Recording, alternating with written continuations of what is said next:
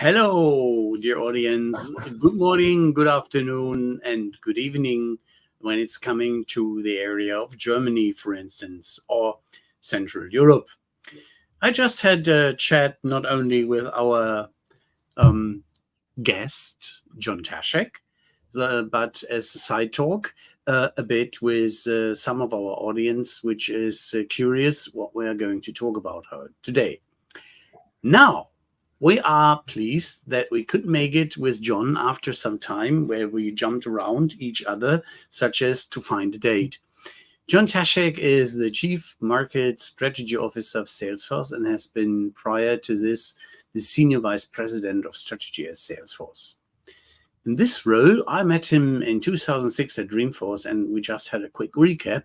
And I was impressed on his know-how on the market and what he has designed as market intelligence tool with him in the Salesforce application at that time, 2006, for internal solving all the questions and answers he was delivering to his customers inside. He was responsible for corporate product strategy, corporate intelligence, market influence, and John will tell us surely a bit more about himself and how his role is changing with some new titles. And from the time being from 2003, with these now 21 years of technology evaluation experience, he is an expert and a very knowledgeable and charming chap we love to talk to. And we're looking forward to the next hour. So, John, if you love to add some stuff about yourself, such as hobbies or what makes you tick every day. Hi, John. Hi, Rolf. Hi, Thomas. Well, thanks for having me on the show. I always appreciate being on. It's been a while since I've been on. I also want to call attention to your intro music. I love it. It's like dark, ominous, and uplifting all at the same time.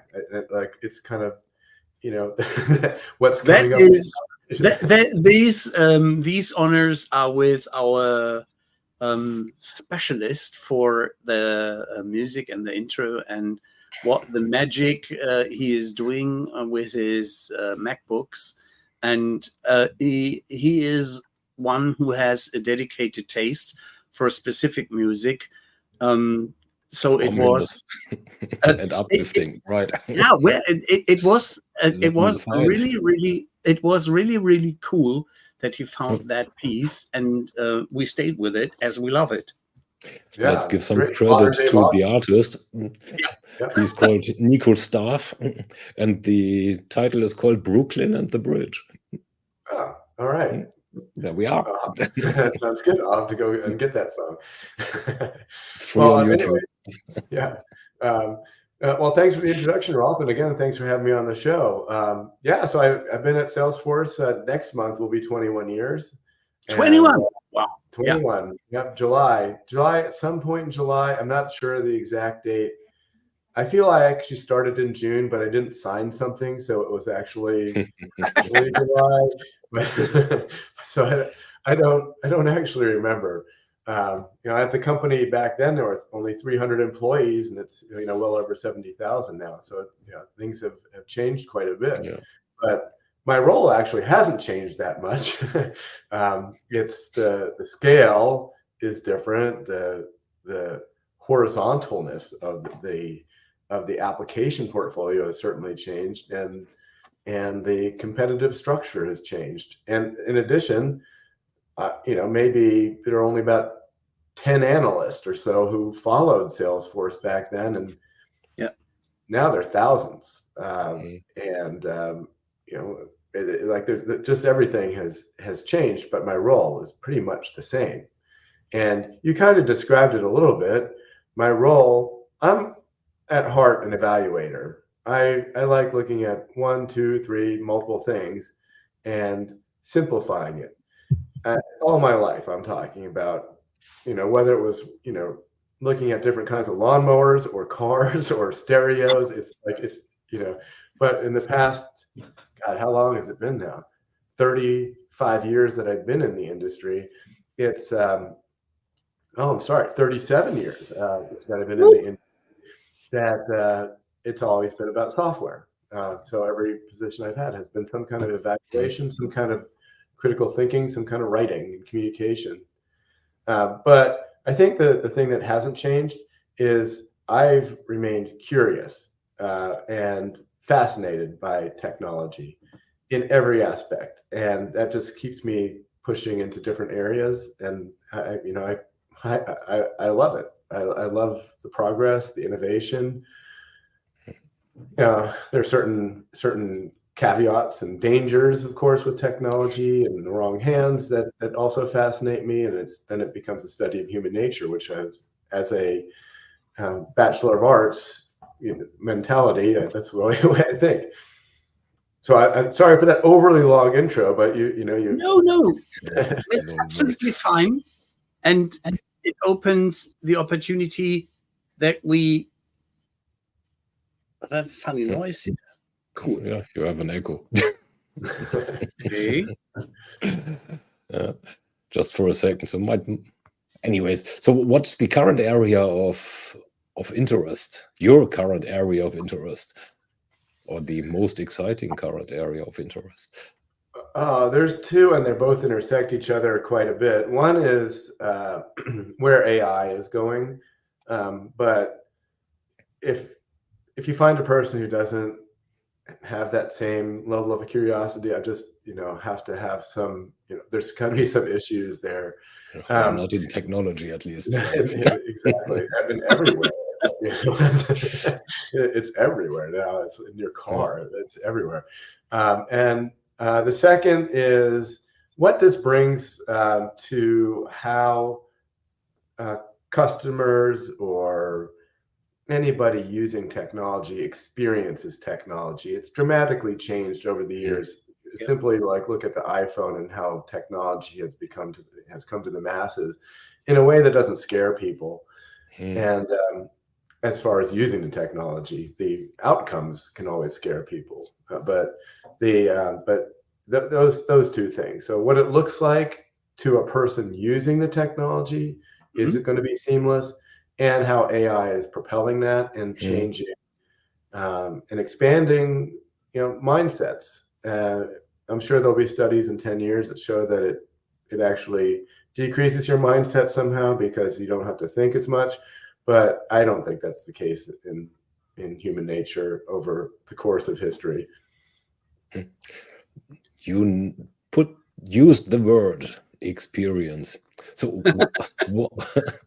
which brings us right into topic, actually. So let's define what customer experience is, what customer experience is, who's in charge, and why not, or why not. Oh, well, that's a multi-level question. If you're talking about from the vendor perspective, who's in charge of customer experiences? I need one of those. Who's in charge of customer experience? If you're going to be a successful vendor, everyone has to be in charge of customer experience. Whoever your customer is, you have to be in charge of whatever that experience is, whether it's using technology for enhancing relationships or the relationship itself. The customer experience is whatever they experience with your interaction. So hopefully everyone's in charge. I think, over time there was, you saw roles, and then, I never really scanned the LinkedIn database. That's kind of a little private, but you could probably see there are customer officers, chief customer officers, chief digital evangelists, and those were necessary to become forcing functions in the company to say, hey, there's something going on with the customers. It's a bunch of signals, but we don't know what one signal is yet. We don't know what the actions are. Taking those customer experiences, bringing them back into the company, to the product organization, the customer success parts of the organizations, and so on. They're still there. I mean, definitely that you still need people. I think that role actually morphed a little bit in the last 10 years or so, because the vendors tended to hire people who already had a whole bunch of contacts in an industry or across the, there's new people, peers, and peer influence is very strong. They're probably the strongest it's ever been. And so they were liaisons, and they brought in people and they liaisons, and knew the company. But right now there's so much transformation going on. I think that everybody has to be a customer experience officer. But that leads to the other part of the, what is on the customer part, and the people in organizations who are using technology to manage their customers. That's also changing dramatically, and it has been. It's there's also part of the customer experience, which is the interface, but let's get to that later. The customers, they're interacting with technology in different ways. They're not as afraid to use technology as they were 20 years ago. Technology kind of scared a lot of people. Yeah. And it formed like, two different kinds of groups: the people who knew technology, people who didn't. But now it's not totally democratized, but it's more democratized than it's been in history as far as computer technology goes. But the only way that the technology industry will prove that it's going to be valuable for the rest of the course of history is to make it seamless to the customers, and that will change the experience dramatically. I've asked this question a couple of times, or many times, to many people, and what I'm always fascinated about is nobody says the customer. Why not? Why? Or why not? Yeah. I feel like I just said customer many times. Yeah, no. Is in charge. Is in charge. Well, because customers are, Targets. Philosophically, customers are a pool of people, and they become dehumanized if you call them a pool of people, and also customers, they move in a it can be a very quick way. Like with the iPhone, customers can move toward a technology, but it's really hard to say that. And I don't know the true story, but if Apple came out with the iPhone and did a survey of all the customers that were out there, they would say the iPhone should look like a BlackBerry. But they had a vision driving the experience, and then the customers have the input, right? So there's a vision and execution, then the customers have the input. So now let's dig into experience and engagement. What if I now said is that what you as a vendor can do is engage, and the experience is mine and solely mine, and you have no influence on it whatsoever, which is a bit strong, but you get the point. Well, but it's my experience, so I'm in charge, not you as the vendor.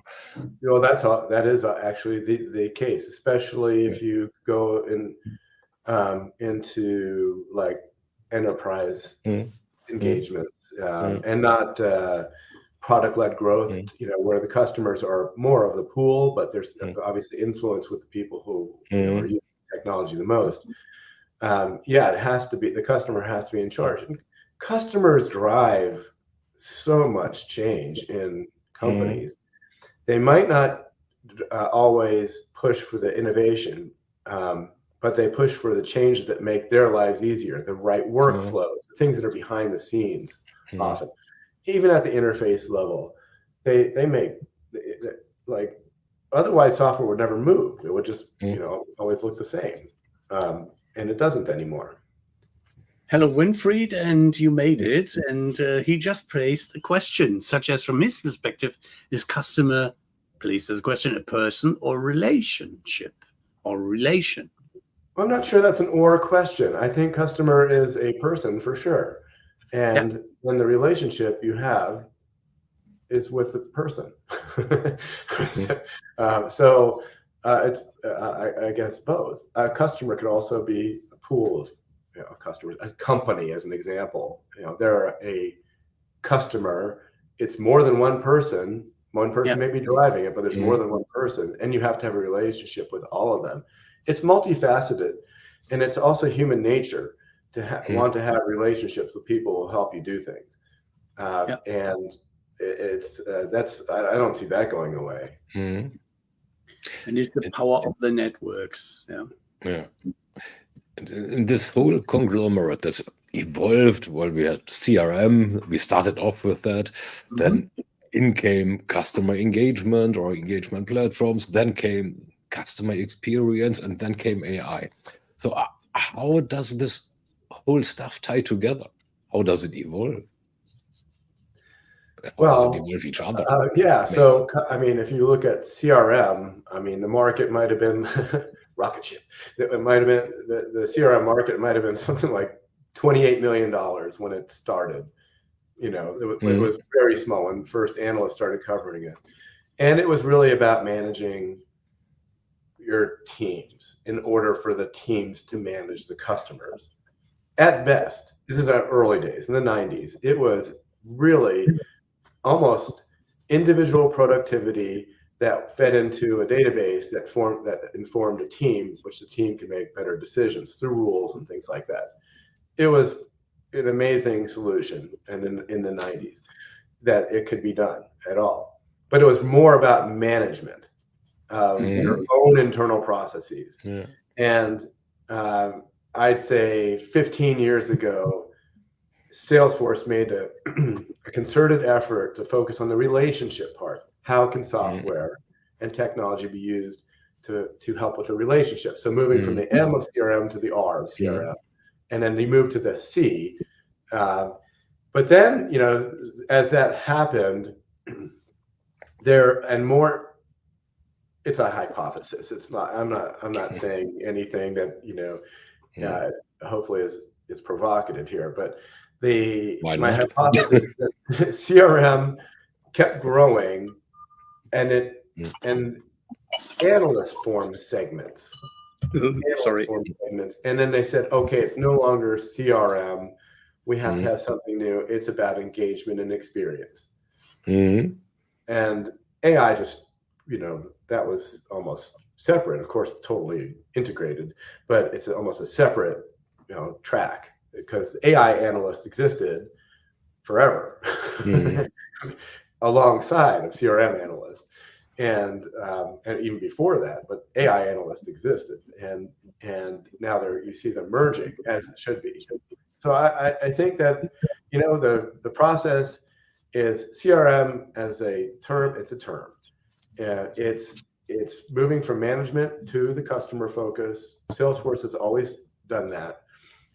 Others are doing that as well, and that's what customers need: more focus on the customer. You're getting praise. Whoa, what's that? Coming from management to relationship to customer. Well, yeah, it's a good thought, actually. Right. Yeah, I like that. I wanted to take a screenshot of it, but all right. Well, I'll just have to reach out to Tom. Wait. Winfred. Yeah. Take a screenshot. I guess I can watch the recording.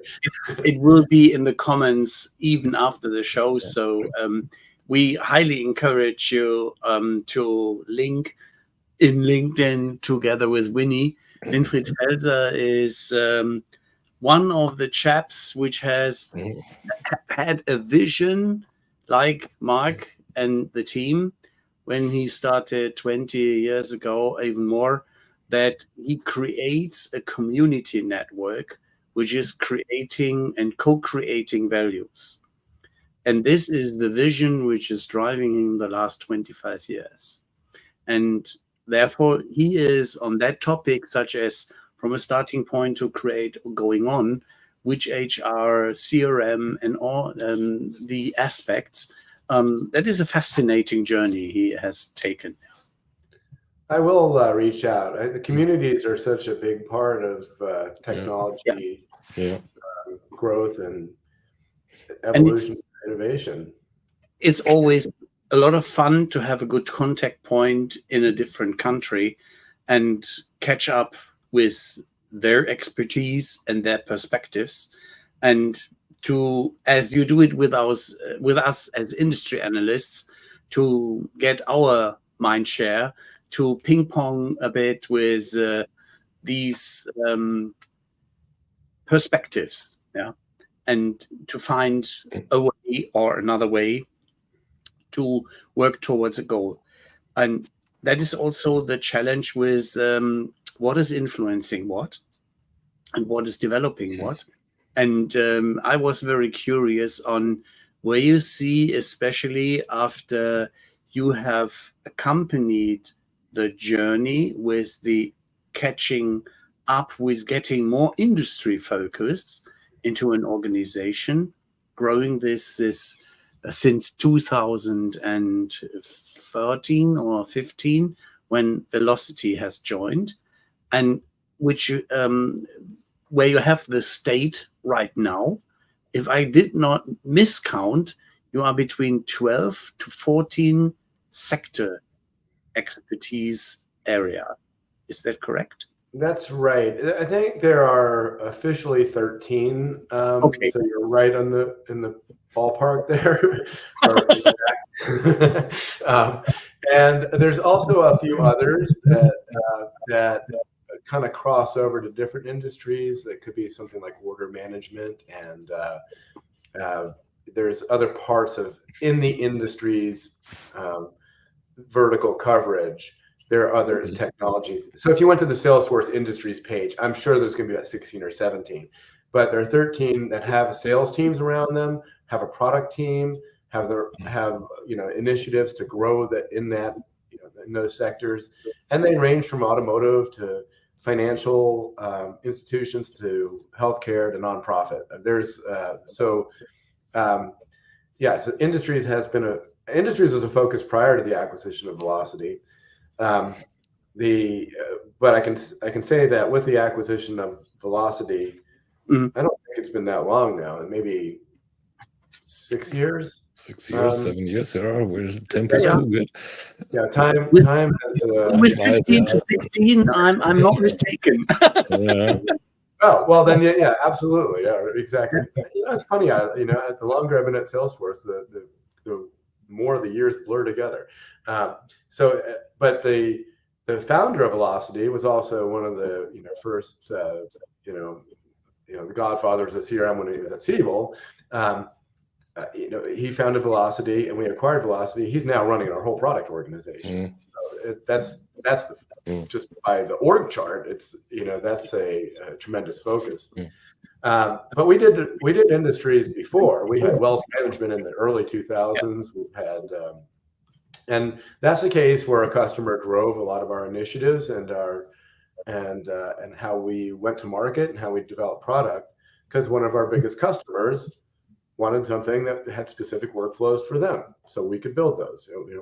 We're a technology company. We can build things, and but anyway, with Velocity, we got they were very big in the industries I mentioned, but telco specifically they were strong, and the reason you want an industry, so I can tell you maybe two things. We can go down two paths. I think there's a reason industry solutions failed customers in one capacity in the earlier 2000s, because everyone wanted to have it. It's a big money maker for the vendor. It solves a problem at a point in time for a customer. But with our industries and modern industries, built on cloud architectures, it's different. There's no let me just go back. Industries at certain companies were a specific fork of code that had to be maintained separately. It became very hard to manage it, and then you lack some of the community feel that was built around the whole technology platform. It fed in a lot into the GSIs, who could make a lot more money with more customizations of it, which forked the code more. It's very hard to support, but it was very effective, and it could be very effective for those years. But with modern architectures, there's shared services. The workflows of one industry can be used for the workflows of another industry with minor changing. The interfaces can be different, but the technology below it, the stack below it, can still be supported. The engineering required is more simplified, and then it becomes you can focus on the go-to-market and learning from the customers of what makes your one industry better, which can help the rest of the platform evolve as well. So yes, the industries, they especially now, there's so much transformation that's happened over the 5 years or so, even more since November of last year, 2 years ago now, I guess November, when ChatGPT came out. It kind of shook up a lot of things with that interface and LLMs and the uses of language and models. There's so much transformation happening. Companies need to work very fast, but also in a trusted way. And industry solutions give you automations, workflows, different views, different analytics, different screens to take more actions on. And so they've been very effective for us. And I think that even more effective for the customer who use to the question where I was poking in a bit, such as what is the driver, such as you have had a very successful impact that you could develop on a basis out of the box, an industry focus, and sharpen it. You had a general approach. Now you have nearly 13, 14 out of this. And now AI is joining the marketplace. So will that have a next step impact in speed, focus, and helping customers and industries? Absolutely. There's no one who's not going to be untouched by AI, period, and generative AI as well. AI has been in tech. We launched Einstein about 10 years ago. I think, Thomas, you can look that up when Einstein was announced. But that was largely based on predictive. But it's AI. It's doing predictive things that aren't like handwritten rules, coded rules in the software. There was some predictions based on use, and we had a research team that was headed by a Stanford professor. We saw the research team headed by a Stanford professor, albeit a different one. So there's, it's there already. It's in many ways it's seamless. Looking at like from bots to like a case management queues. Which case should you work on first? Or in your sales, what's your forecast? Is your forecast, going to be accurate? Are you going to trust the sales teams who are putting the data in, but you need an outsider who's actually inside looking at the data to say, oh, your forecast is actually this based on the pipeline analysis and so on. There's so much things. It's not table stakes because no one's really doing that really well. I think we're really ahead on that because we started it so soon. Generative AI brings in things that are speeding up everything in healthcare, from scanning, faster scanning of documents that will help people's lives, to the way a bot interacts in a more human but more effective manner. There are studies out there that saying some bots using generative AI are more empathetic than actual humans. So that helps the customer experience. And I'm not saying that as a blanket term. There are some really empathetic humans out there still in this world. but the bots are okay. Yeah, they can escalate. They can do things like and then in the language, just the ability to create content is one thing. Create recommendations is another thing. Or create product descriptions on a catalog of your own products if you're a commerce site. There's so many, every aspect is going to be touched in some way. But there needs to be guardrails, and there needs to be trusted, because for an AI, generative AI, to be truly successful, it has to operate on some of your own data. I mean, the way a company looks at data, and that data cannot go out into the wild where no one's tracking it, and it can be used by anybody else. That might be that just leads to security issues or governance issues, and so there has to be some guardrails around it. And then, as we've known from AI, non-predictive but not generative at the time, AI, it can go, it can reflect humanity in the worst ways and the best ways. And there has to be toxicity detection.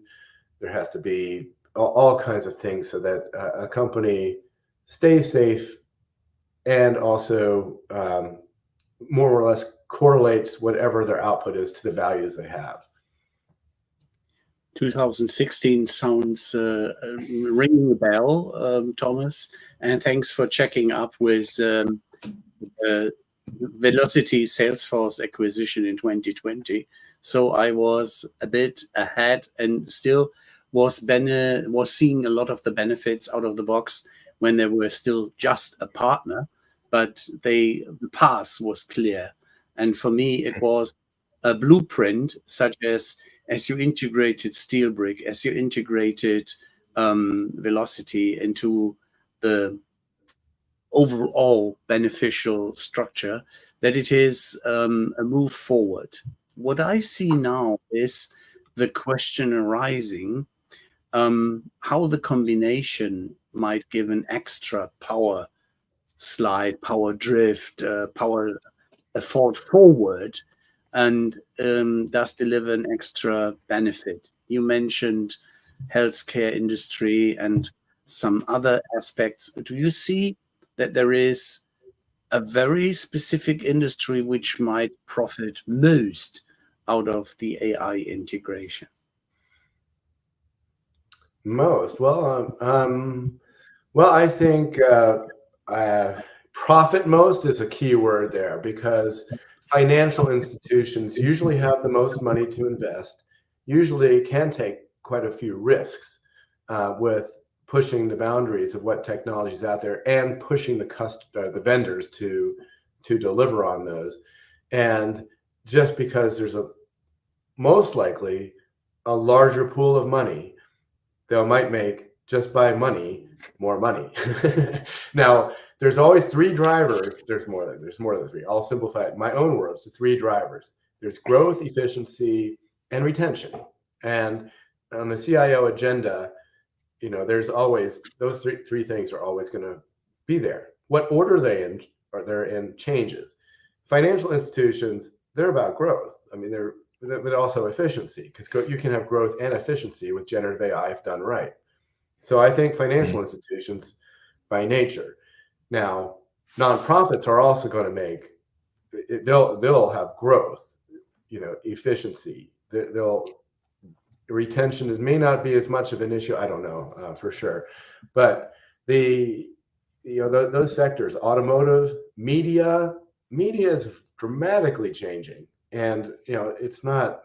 No one's unaware of this. That streaming and and the various services, that the media institutions, they need to have a better pulse on the customers. Otherwise, you're throwing stuff out there, and they're. I think in the last couple of years, I don't follow the box office too much, but the box office, of course, was hit by the pandemic quite a bit and streaming quite a bit. But the predictions of what was going to be a blockbuster seem to be more off in the last few years than ever before. Like, you always knew what blockbuster movie was going to come out. And now I don't think anyone feels like they know. So you have to have a better pulse on it. They're probably also not really interested anymore, because it can come at any time. From the comfort of your own home, yeah. So, but that's not so true, for example, if you're looking at concerts. Concerts are back in a huge way.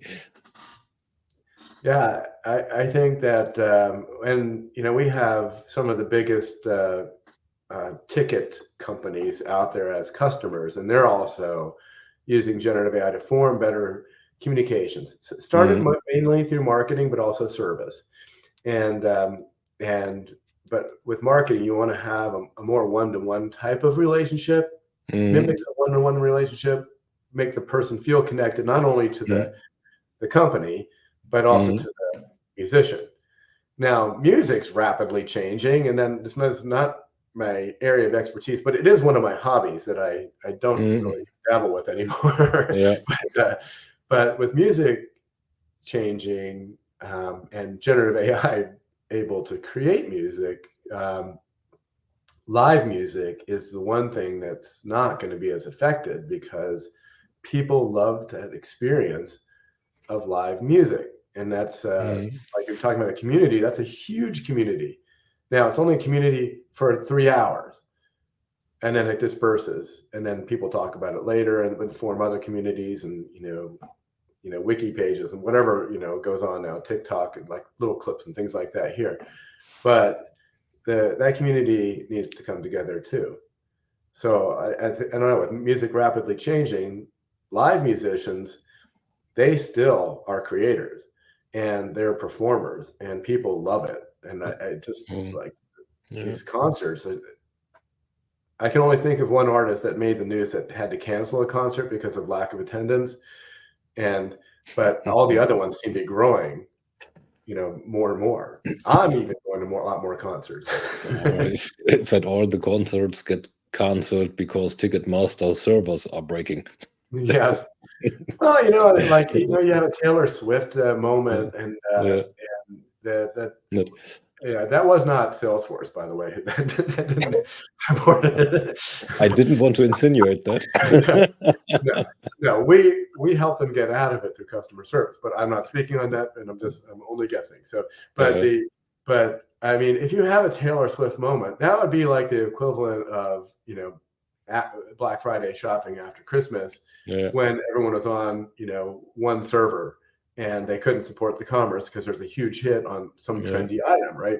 It's kind of the same thing on a bigger scale. I mean, those are billion-dollar tours she's doing, and that's I don't know how many other people are going to come along that's like that anymore. It's like she's like the next Beatles. Sorry, I'm a big Beatles fan. I'm a little Taylor Swift fan, so I don't want to make a comparison of the musicianship there. But the impact on the audiences is massive. Yeah. And impact on the audience and music, as music is a multicultural and multi-language topic, comes to the point that we were reflecting not only by Jesus, who was joining with the comment that he is looking forward having you on a podcast on AI and Latin America and Salesforce, as there is a cultural impact.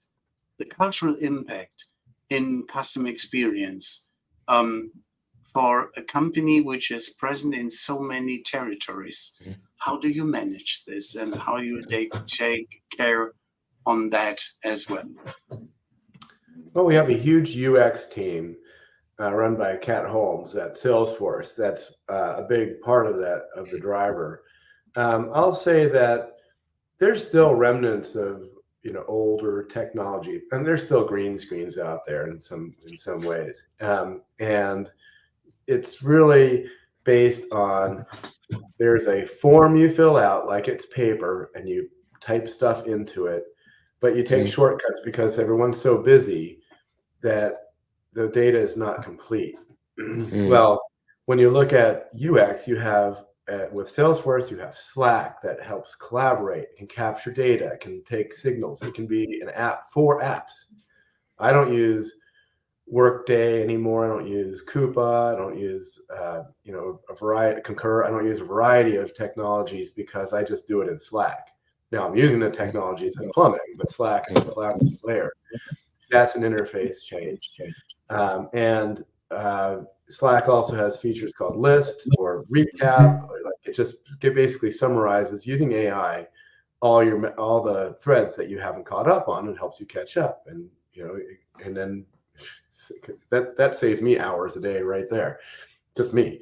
Then you have the impact on the form, where you have to make, the industry has to make data easier to get into a system in order for your AI to be more effective. Totally agreed. Totally agreed. And you recall our topic, the good, the bad, and the ugly, when we last discussed about data and the importance of data, and where we were so curious how you manage the integration, such as with probably what did not happen with Informatica, how this would have been an extra move towards how to make clearing data with AI. So Data Cloud is our fastest growing technology, and the goal with Data Cloud is multifold, and there's it has its own evolution before it became called Data Cloud. But we have customers have data in multiple different places, and it was you basically had to extract and transform that data in order to make sense of it in a CRM system or any application. Otherwise, it would be a kind of a data pool or a data lake, and you'd run an analysis on that, and take some human horsepower in order to make sense of data by meshing it all up. I mean, it's and then companies became more advanced to do integrations at the API levels and the data levels. But what if you could just leave your data where it is, and the system using AI and also pure technology that's not AI to bring those systems together, but the data resides in place. Then you can run analyses, you can run analytics, you can run visualizations in Tableau or any tool, and you can run workflows on it. It makes everything a lot easier. And then as you put data back into the system, it also works the same way. So not 100% of all the data you want to analyze has to be inside of Salesforce. That's the kind of the way of the world before. It had to be in your system in order to make sense of it. But with Data Cloud, it doesn't have to be that way. And we have these connectors, hundreds of connectors, and we have MuleSoft to connect everything. The strategy is to make sure that we have the data, the majority of data sources having an ability to run workflows on them, automations, and run visualizations for actions, so that companies can make better decisions and the data becomes cleaner over time because it's just easier to get into it.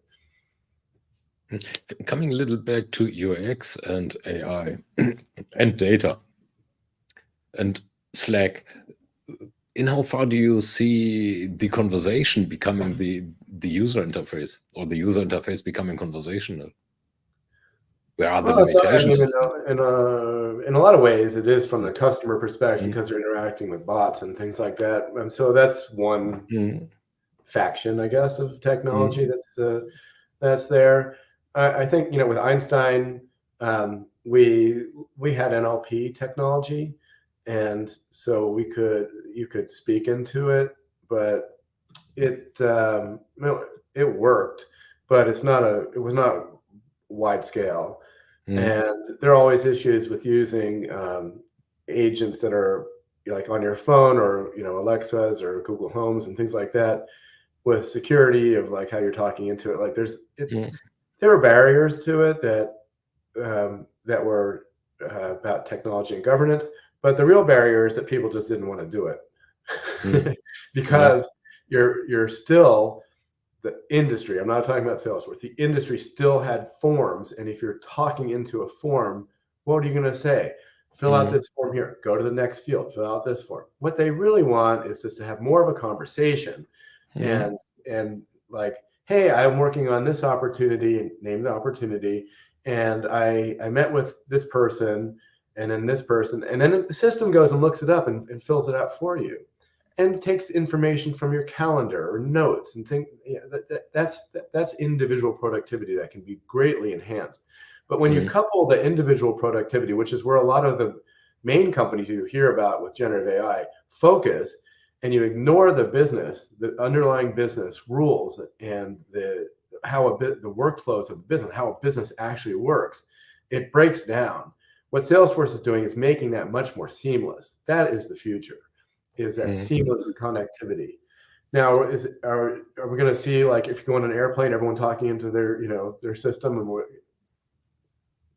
maybe it's like, I don't think so. I mean, I think there's still a lot of peer pressure. Even if somebody's on speakerphone in a quiet place, they're shunned, as they rightly should be. But with a Neuralink implant, you will not even need to talk anymore. Exactly. Yeah. Yeah. The first people, are just experiencing. I think they're disconnecting after 200 hours or so right now, which is, I don't know. We're not at the Johnny Mnemonic stage yet. Yeah. No, not quite. Yeah. Not quite. And I don't know whether we want to get there. I don't know. Yeah. I don't know. Maybe somebody else would, but no. I mean, even the Vision Pro, the Apple headset, I don't see a lot of people with it. Well, with 3.5K to get into the club, I can imagine the reason. Yeah. That is not only the one limit, there is also the one of the speed of delivery, such as they do not have so many on stock, as I heard. Yeah. Well, then, I'm sure they're using some kind of, logistics and AI to measure that. Yeah. But they just launched their AI yesterday. They launched the integration to somebody else's AI yesterday. Well, look, that technology is going to be amazing. I mean, I just can't see myself walking around with goggles yet. Like, I still like the world, but they are quite sizable. Yeah. It is an interesting aspect to see how AI and virtual reality and the technology moments and the benefit moments do come together and create new perspectives. Yeah, I mean, you can, like, I do a lot of DIY stuff. Maybe it's more like FIY, fix it yourself type things. I'll see a problem, I'll watch YouTube, and then I'll remember what's on YouTube, 80% of it. Then I'll go and fix the problem, but it won't work completely. So I'll go back to YouTube and fix it again. Well, I mean, like, virtual reality will give you the ability to have it in real time. It's not there yet, but I mean, it's being experimented with. Yeah, those are things that are changing. They are very industry specific, and there's deep sets of knowledge. Like, say you're fixing an aircraft engine, takes a lot of knowledge. Even if fixing an electric car, no one knows how to do it. They total them now instead of fixing it. And so, like those things, yeah, they'll come. But that's a market. It's not the market. The market is still that businesses need to run effectively. They need to have teamwork. They have to have vision, values, and they have to have a way of doing it. And AI is going to make that easier. If the businesses can make themselves easier, the customers will like the business more. They'll trust them more. They'll have better experience, which will drive the business, and so on. You'll see upheavals in the top 10 companies in any industry every 10 years. And this is one of those moments. It's a forcing function that's going to cause some change. Now, I'm not saying that the top 10 will definitely change. They can be pioneers in AI and get a hold of it, and then they'll stay the top 10. But, it's just historically, every decade seems to be another top 10. Yeah. Well, 5 years ago, nobody really knew NVIDIA, for example. And now they are second most expensive company around. Gamer society, absolutely. Yeah. I can't really imagine them slowing down, but I also think there'll be an uplift in Intel and AMD and other processing companies, Samsung, that others will. It's just so hard to be a chip company, and you have to get to 3 nanometers, chip design. It's really hard and really expensive. And NVIDIA was way ahead. Yeah. They were. Getting a little back to AI and CX and industries, basically. What's more important, industry or AI? If you needed to choose, is that even a comparison to make? Let's put it like that. You have limited resources, capacities, capabilities. And you need to do a left-right decision. Which one would you take?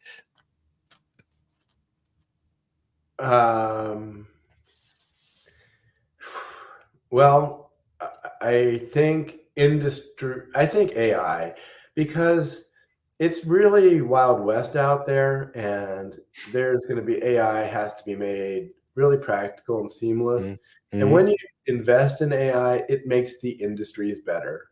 And then the industries teams, those with the best knowledge of healthcare, automotive, or finance, they'll make the best practical use of it and build on that. So I think if you had an AI first vision, it will drive the industry vision, and then the industries will drive AI. So AI first. We have 4 pillars at Salesforce. It's data, CRM, data, AI, CRM, and trust. You have to have all those. AI is in there. Industries would be after that. Now you got me curious. You corrected yourself on the order. Is there a specific order? I'm sure there is. No, within Salesforce.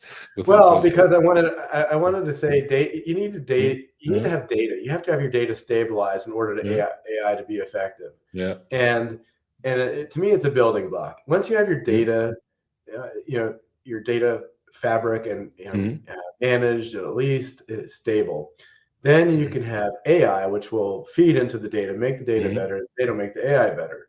Then on top of that, a CRM is an application, the experience layer that comes, and then I won't say it's after in order. It's after, but there are 4 equal pillars.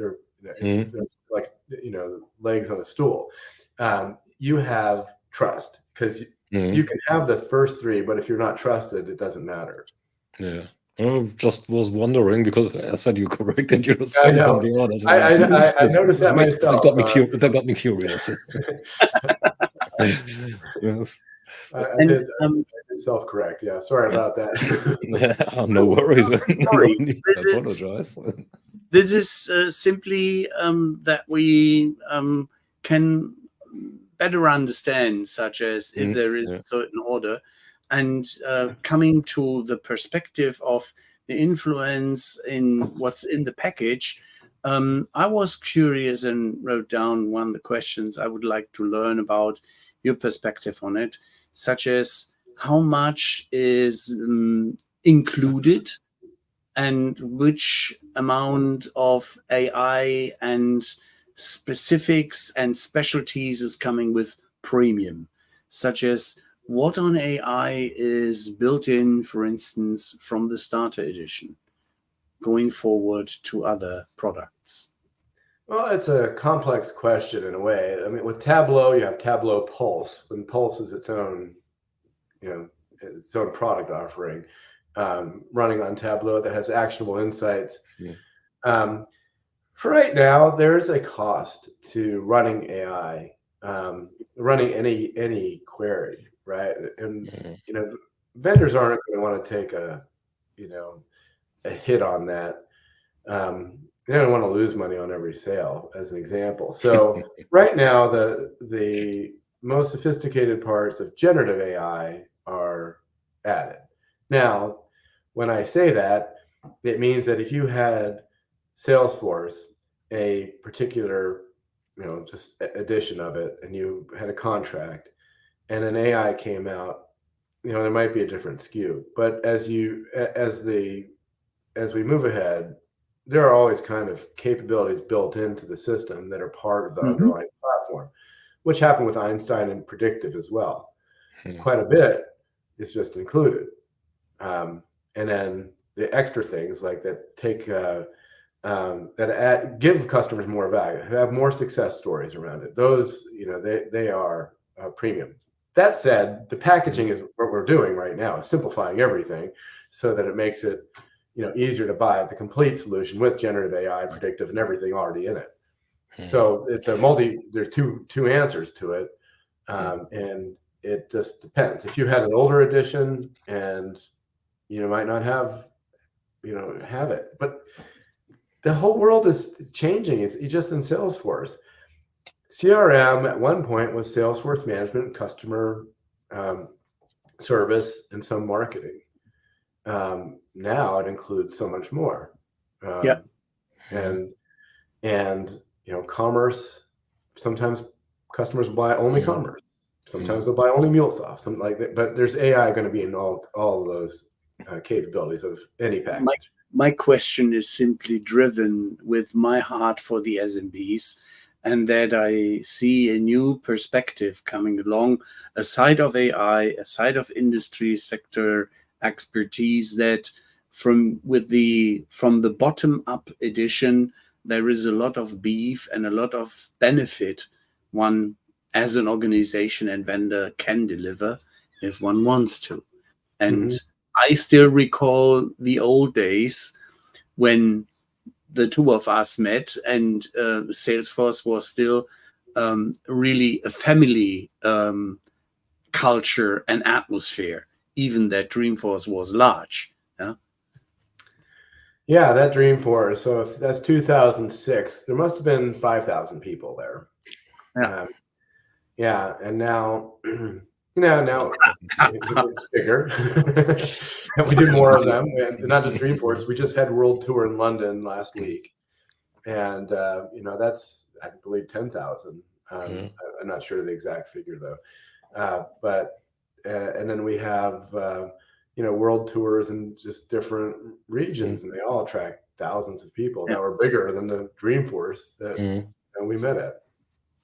And I recall that one participant, I haven't been there for a certain amount of time, said you could stay for the abbreviation SF, but it is no longer San Francisco, it's Salesforce City when they have Dreamforce. Such there's everything under the umbrella, because where you look and where you go for, you have Salesforce around you. That was an overwhelming aspect pre-COVID.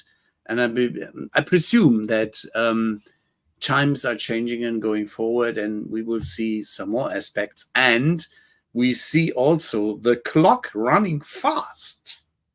I was surprised by myself looking at our time. Our time right now. I thought you were talking 2 about minutes. 2 minutes to the hour, and I would like to go forward. Either Thomas is taking that approach with what we ask our guests in the last several minutes. Would you like to go, or shall I go, Thomas? Now I'm curious how you go.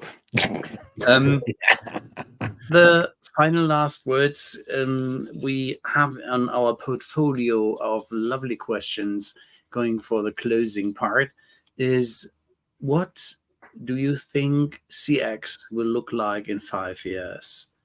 And what are we probably seeing for new user interfaces we have just touched the tip of the iceberg of?